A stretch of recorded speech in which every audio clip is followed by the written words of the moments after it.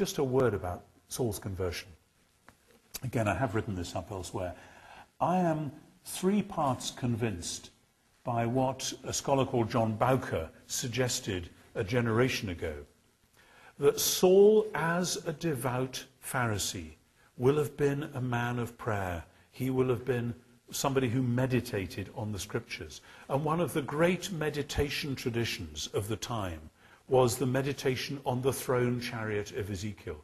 Ezekiel chapter 1, the whirling wheels and all the rest of it. And if you think about this as a possible scenario, I'm not saying it must have been like this, but if you think about it, it shows you something of what it would have meant for Paul.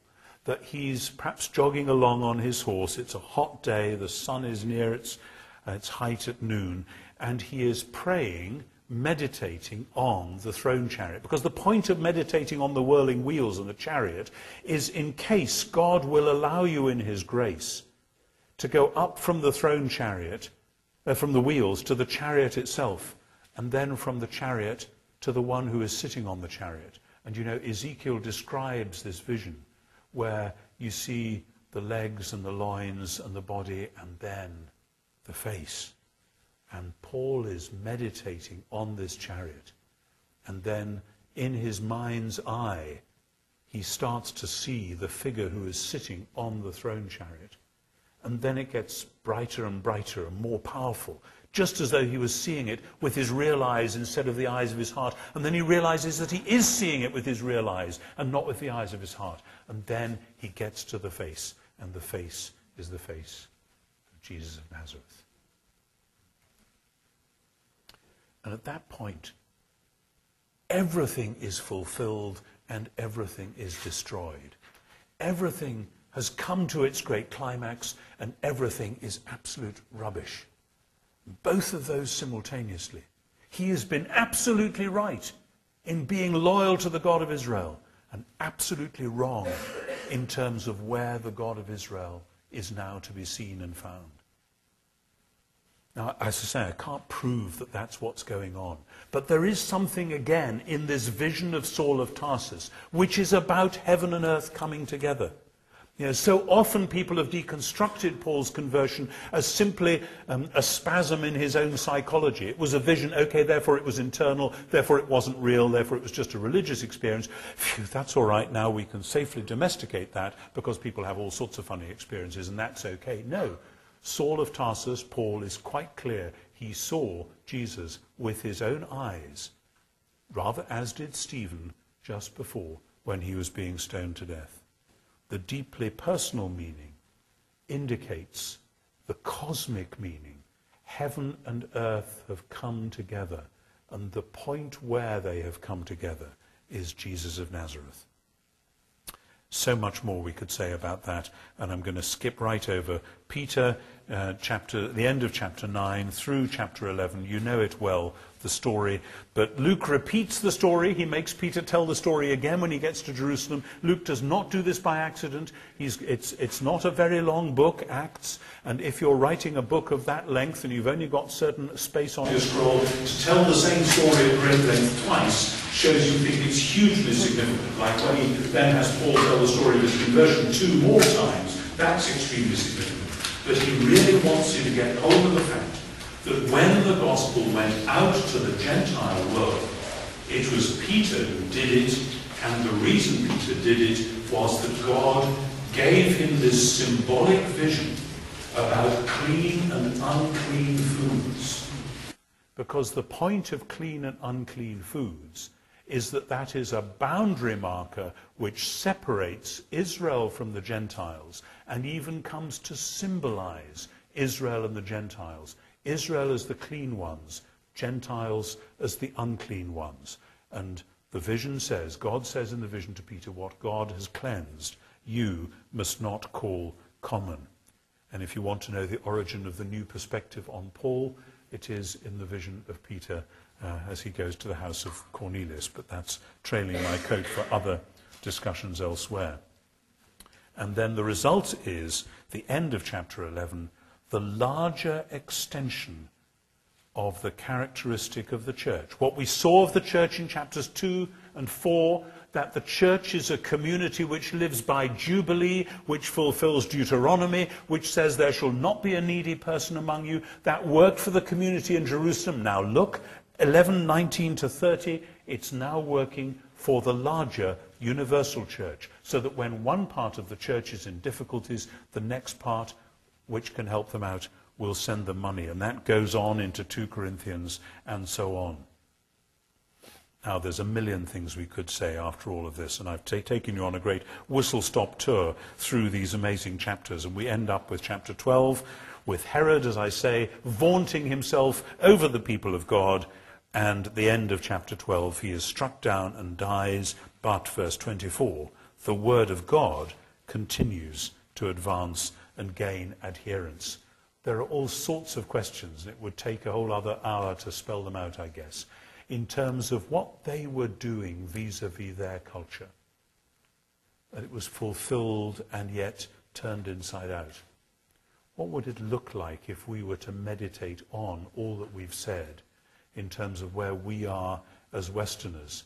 Obviously, you can't simply pick up this unique historical moment and transpose it into any old other culture. Nevertheless, there's a huge amount we might conceivably learn. Well, we move to Acts 13 and following, and the second half of Acts, basically 13 to 28, and I'm dividing it where I think it more or less divides itself, so that the first chunk of this is 13 to 20, and then tomorrow morning we'll look at 21 through 28. I appreciate the enormity of taking these great big slices of Acts, but I hope it is being some use anyway to give you that sort of overview picture. And so we get now hook, line and sinker into Paul, and I cannot resist reminding you of the bishop who said plaintively, everywhere St. Paul went there was a riot, everywhere I go they serve tea. And it sort of sums up what's wrong with the church in our day that should be so. I mean, I like tea, as some of you know, but why aren't there riots when we go about our work? That's kind of an interesting question. Just leave that hanging in the air, and we'll see. We may come back to it. Paul, I beg your pardon? Well, that's fine. Just somewhere else, please. You know, that's fine. I'll stay with the tea. You can have the riot down the road somewhere. I mean, it's cognate actually with the question which I asked somebody earlier today. We were talking about Bob Dylan. In the last 6 or 7 years, where was the next generation's Dylan when we needed him? Imagine what Dylan, age 25, would have done in the last 6 or 7 years. Why wasn't there somebody doing that stuff? That's a serious question. It's like when we play guitars and so on, those of us who grew up in the 60s, we do that stuff. That was our vintage.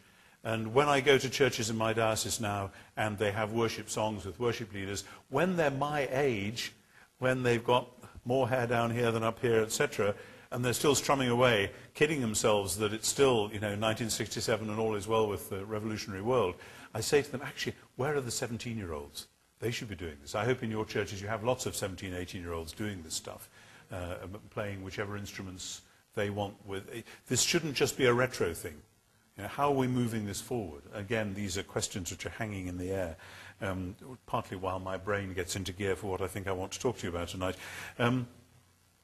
Again, the second half of Acts, as the first half, lordship and worship, the big themes. But now, it's not simply the church engaging with its own world, the world of Judaism. It is the church as a Jewish community manqué, or perhaps you should say a Jewish community fulfilled, taking on the pagan world. And the underlying themes here are the themes of travel, the journey, going to the ends of the earth, beginning to get a sense that we are going to Rome, even though we're not there yet. We'll get there tomorrow. And particularly, the nature of Paul's work, what it is that he does. And as I was going through these notes again today, I was struck by the way in which you can take key well-known phrases from Paul's letters and actually superimpose them as titles for bits of the Acts of the Apostles. And again in tonight's bit, it is, I am not ashamed of the gospel. It is the power of God for salvation to the Jew first and also the Greek. That's not just a theological theory. You can see Paul doing it in Acts, and I know there are plenty of historical debates about the historicity of Acts and whether Paul actually did it exactly as it says, and so on. But it seems to me, from all that he says in his letters, that the pattern of the work that we see set out in Acts really does make the sense, the theological sense. This is the way that Paul would have gone about it. So Acts 13 to 20, which is what we're taking tonight, again divides quite conveniently into three easy chunks. First 13 and 14, setting the scene, sketching out the initial themes. Here is Paul going out in his initial foray into the pagan world with all the puzzles that come from that. And then as a kind of a reflex of that, you have to pause and take stock and say, wait a minute, just what are we up to here? And chapter 15 is the whole church saying, wait a minute, just what are we up to here? Is it okay to take the gospel to these pagans and not to require them to become basically Jewish by becoming proselytes, by the men becoming circumcised and so on? And then once that has been sorted, that's the middle bit, chapter 15, we get into chapter 16 through 20, which is basically Luke's summary of Paul's main mission. Once he moves from Asia Minor into Europe, we get Philippi, we get Thessalonica, Berea, Athens, Corinth, and Ephesus in quick succession. I hadn't realized until I was working on Acts for Everyone just what a page-turner Acts is. You know, you get one great big crunchy incident, and then you turn over the page, and then there's another one, and then another one.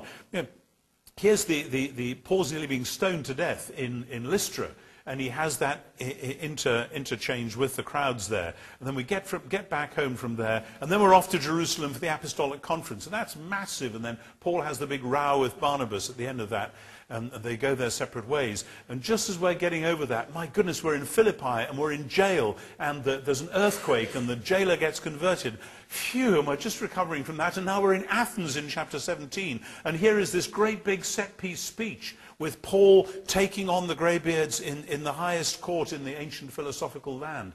And then, just as we're getting over from that, we're in Corinth, and after that we're in Ephesus, and it's another riot, and then, well, you know, it's just absolutely breathtaking.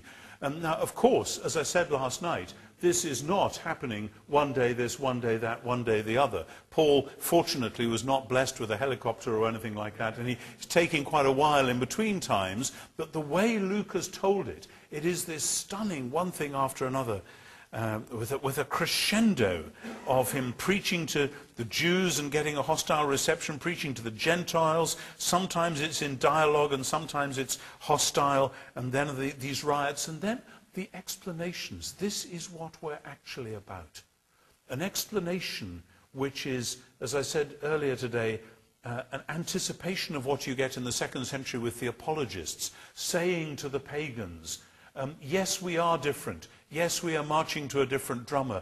But actually, look at who we are. Look at what we're doing. We are not being wicked. We are actually keeping the moral standards which you say you'd like to keep, but you're not terribly good at it. We're actually doing that stuff. We are actually making people's lives and communities better. And the underlying question then, is Paul really a loyal Jew? And if so, what does that mean? And if not, what?